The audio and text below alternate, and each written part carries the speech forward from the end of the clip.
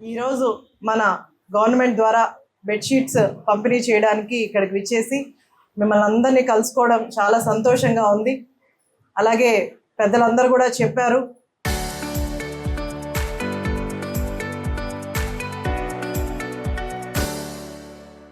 మన ప్రభుత్వం వచ్చిన తర్వాత ఎక్కువగా ప్రత్యేక దృష్టి ఎడ్యుకేషన్ మీద, హెల్త్ మీద పెట్టడం జరిగింది.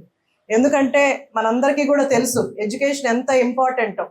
ఎడ్యుకేషన్ ఉంటేనే మనం రేపు లోకంలో ఏదైనా సరే ఎదుర్కోగలం, లేదా ఏదైనా వర్క్ చేసుకోగలం. మనం సర్వైవ్ అవ్వాలంటే ఖచ్చితంగా మనకు డబ్బులు ఉన్నా లేకపోయినా ఎడ్యుకేషన్ అయితే ఉండాలి. కాబట్టే మన ప్రభుత్వం వచ్చిన తర్వాత చంద్రబాబు నాయుడు గారు కావచ్చు, పవన్ కళ్యాణ్ గారు కావచ్చు, అలాగే నారా లోకేష్ గారు కావచ్చు, ప్రత్యేకంగా రాష్ట్రం మీద ఎక్కువగా దృష్టి పెట్టింది. ఎడ్యుకేషనల్ సిస్టమ్ బాగుండాలి, స్కూల్స్ బాగుండాలి, అలాగే పిల్లలకి కావాల్సిన వసతులు ప్రాపర్గా ఏర్పాటు చేయాలి, లేదా వాళ్ళకి ఏం కావాలో అన్నది తెలుసుకొని దానికి అనుగుణంగా ఈరోజు స్కూల్స్ అన్నీ కూడా డెవలప్ చేయడం జరుగుతుంది. మనం ఎలా పుట్టినా సరే మనం చదువుకొని మంచి స్టేజ్కి ఎదిగే తెలివితేటలు దేవుడు మనకి ఇచ్చాడు.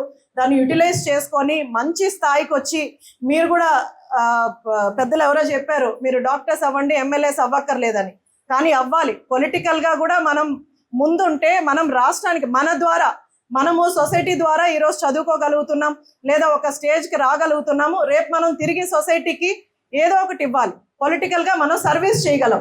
ఈరోజు మనం పేదవాళ్ళకి ఈరోజు ఎన్ని పథకాలు ఇస్తున్నాం, లేదా డెవలప్మెంట్ ఎంత చేస్తున్నాం, ఇదంతా కూడా మన సోషల్ సర్వీస్. సో ఈ సోషల్ సర్వీస్ చేసుకోవాలంటే పాలిటిక్స్లో ఉండాలి. పాలిటిక్స్ ఒకటే కాకుండా ఈవెన్ డాక్టర్ అయినా, ఇంజనీర్ అయినా, ఏదో ఒకటి మన ద్వారా ఎవరో ఒకళ్ళకి మనం సహాయం చేసే విధంగా మనం ఎదగాలి. అదొకటే దృష్టిలో పెట్టుకోండి.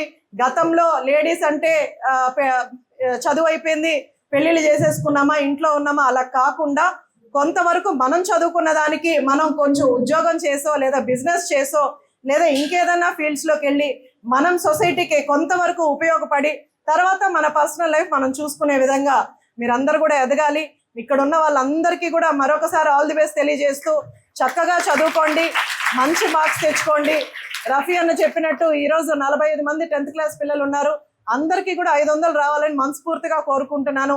ఇప్పటి నుంచే ప్రిపరేషన్ స్టార్ట్ చేయండి. ఎవ్రీ మినిట్, ఎవ్రీ డే మనకి ఇంపార్టెంటే.